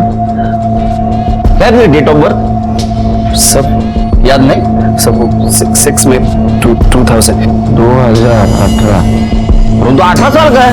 कांग्रेचुलेशंस, बड़ा हो गया तू, तो जवान हो गया। हाँ, हवा में उड़ सकता है तू अभी, है ना?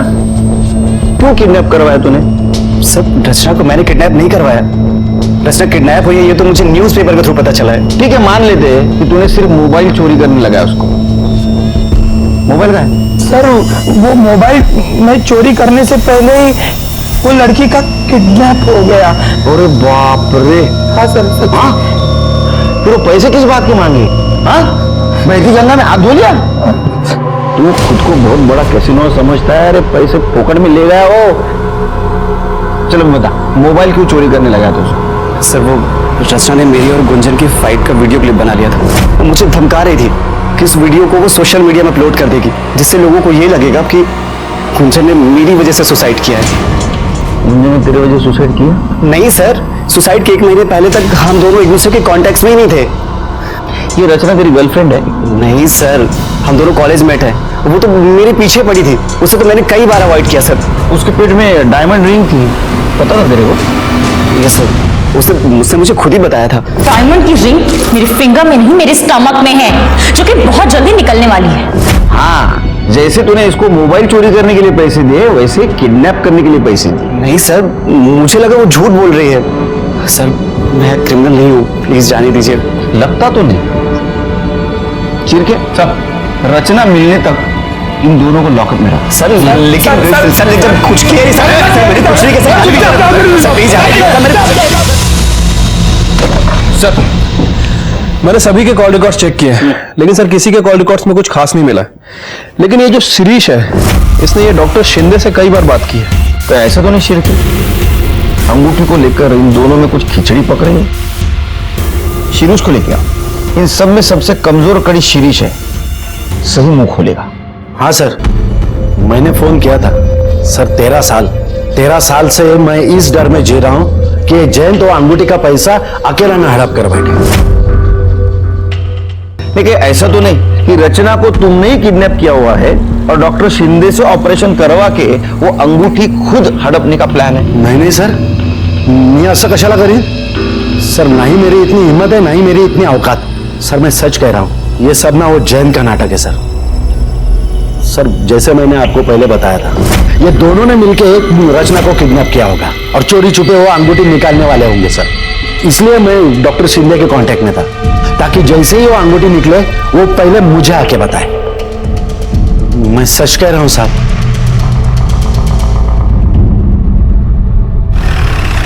सर एक गुड न्यूज है, रचना को किडनैप करने में जिस गाड़ी का यूज किया था, उसका नंबर किसी और सीसीटीवी फुटेज में दिख रहा है। ये रही फुटेज, फिर ये नंबर है। सर की पता करो गाड़ी किसकी है।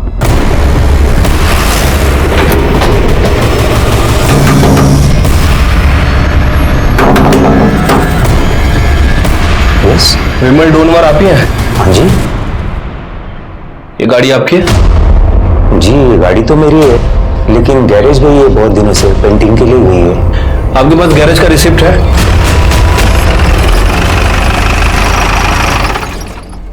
हाँ साहब, ये रिसिप्ट तो मेरे ही गैरेज की। ये गाड़ी का है? सब वो मेरा आदमी सचिन है ना, वो ले गए। ले गया मतलब? ऐसे कैसे किसी कस्टमर की गाड़ी आपने अपने आदमी को दे दी? आपको मालूम है उस गाड़ी से अगर कोई जुर्म वगैरह हो गया तो आपका भी नाम आएगा। सब गलती हो गई, मगर क्या है ना साहब, वो सचिन को शिरडी जाने का था ना, और बाबा का नाम लिया तो मैं मना भी नहीं कर पाया। उसे गाड़ी लेकर कितने दिन हो गए? कुछ खोज खबर लिया आपने? तो सचिन का नंबर और फोटो दीजिए।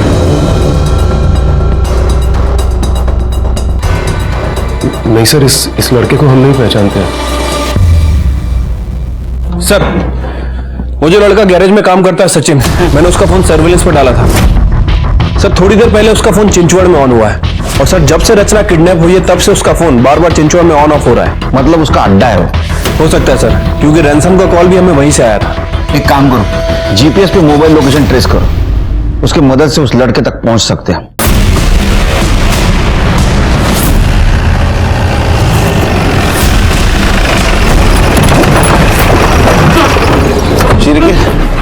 ये तो डेड एंड दिखा रहा है। सर वो लोकेशन भी 400 मीटर दूर है, पर यहां से तो गाड़ी जा नहीं सकती।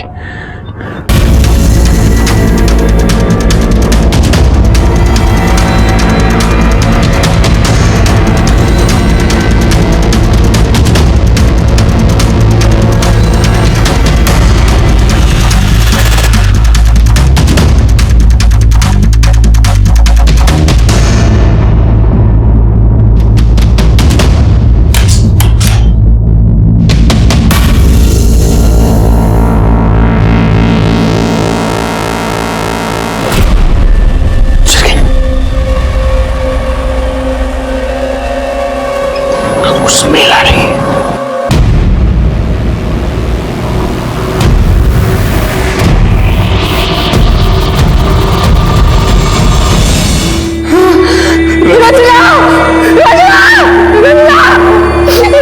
मेरे बेटे को क्या हो गया?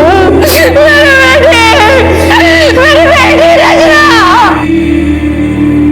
अभी तक इस केस में जो कुछ भी हो रहा था वो प्रेडिक्टेबल था, लेकिन अब मुझे बहुत गुस्सा आ रहा था। रचना इतने दिनों तक किडनैपर्स के पास जिंदा थी, लेकिन हम उसे ढूंढ नहीं पा रहे थे और रचना की जान गई। कातिल हमारे इर्द गिर्द घूम रहा था, लेकिन उसे हम ढूंढ नहीं पा रहे थे, और मैंने फिर से शुरू से किडनैपिंग का फुटेज देखना शुरू किया। शिरके गाड़ी देखी, ये बाइक देखी, ये बाइक कंटिन्यूसली कार के पीछे। कार ने 2 बार टर्न लिया, लेकिन ये बाइक वो कार के पीछे ही है। अब एक काम करो, कॉलेज वाला फुटेज दिखाओ।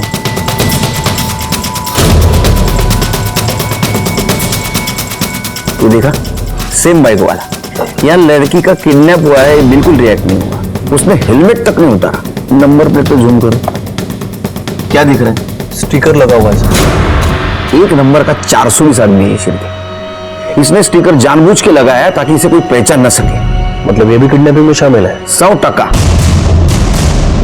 इस लड़के तक पहुंचो, केस सॉल्व। पता करता हूं सर इसके बारे में। और रचना का पोस्टमार्टम रिपोर्ट मुझे जल्दी चाहिए। ठीक है सर।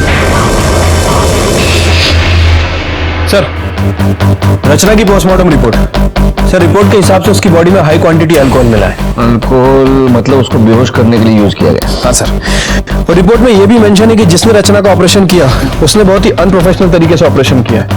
लेकिन सर चौंकाने वाली बात यह कि उसने पूरे प्रोफेशनल सर्जिकल इक्विपमेंट यूज किया है, और काफी ज्यादा खून बहने की वजह से उसकी मौत हो गई। अंगूठी मिली? नहीं सर। पोस्टमार्टम में लिखा है प्रोफेशनल सर्जिकल इक्विपमेंट से ऑपरेट किया गया। मतलब किलर ने हाल ही में वो खरीदा होगा, और सर्जिकल इक्विपमेंट सर्जिकल हॉस्पिटल के आसपास ही मिलते हैं।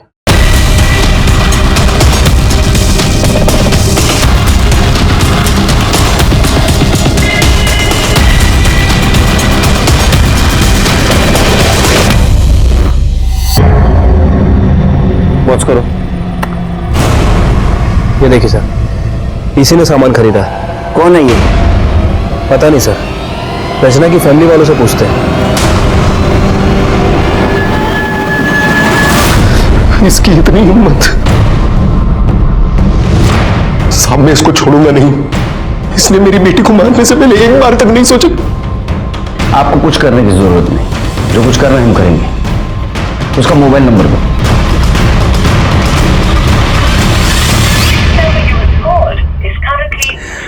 सर फोन बंद है इसका।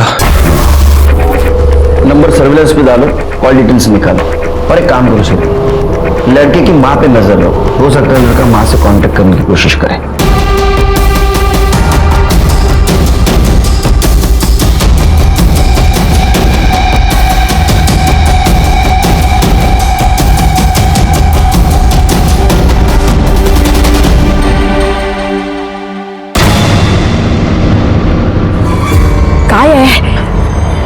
इतनी देर क्यों लगाई? कितनी देर से कॉल कर रहा हूं, आई फोन क्यों नहीं उठा रही हो? कितने मिस कॉल पड़े हैं? अरे तेरा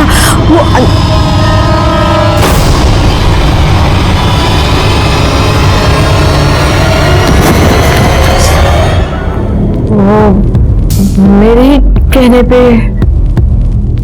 राहुल ने रचना को किडनैप किया साहब। वो हमारे ऊपर बहुत कर्जा था, लेकिन हमने किसी के सामने हाथ नहीं फैलाया। हमारे रिश्तेदारों के सामने भी हमने कभी किसी बात का जिक्र नहीं किया। वो उस दिन नीला घर पे आई थी ना, तो उससे पता चला कि रचना की पेट में अंगूठी है 15 लाख की। तो इसलिए तुमने और तुम्हारे बेटे ने रचना को किडनैप किया और उसको मार दिया? नहीं सर, मैं रचना को मारना नहीं चाहता था, इसलिए तो मैंने 5 लाख की फिरौती मांगी थी कि फिरौती के पैसों से एक अच्छा डॉक्टर बुलाकर उसका प्रॉपर ऑपरेशन करवाऊं। लेकिन सर, मेरे साथ जो लड़के थे, सचिन और उसका असिस्टेंट, जिनकी गाड़ी हमने इस्तेमाल की थी उसकी किडनैपिंग के लिए, उनको अखबार में छपी खबर के जरिए पता चल गया कि रचना के पेट में 15 लाख की अंगूठी है। फिर जब फिरौती की रकम मिली तो उन दोनों ने उसमें से 3 लाख रुपए ले लिए। 20-25 हजार रुपए कुछ खाना पीना, सर्जिकल इंस्ट्रूमेंट्स और दारू में खर्च हो गए। ऐसे में जो कंपाउंडर मुझे डॉक्टर प्रोवाइड करवाने वाला था, वो भी पैसों की कमी की वजह से अच्छा डॉक्टर नहीं प्रोवाइड करवा पाया। उसके बाद सर, मैंने रचना को 1 बॉटल विस्की पिलाकर बेहोश कर दिया और जैसे जैसे कंपाउंडर ने बोला मैंने वैसा वैसे ही किया। लेकिन रचना का खून रुकने का नाम ही नहीं ले रहा था। इतना खून देख के मैं घबरा गया और मैंने जैसे तैसे उसकी बॉडी स्टिच कर दी। मुझे पता नहीं था कि ऐसे में रचना की मौत हो जाएगी सर।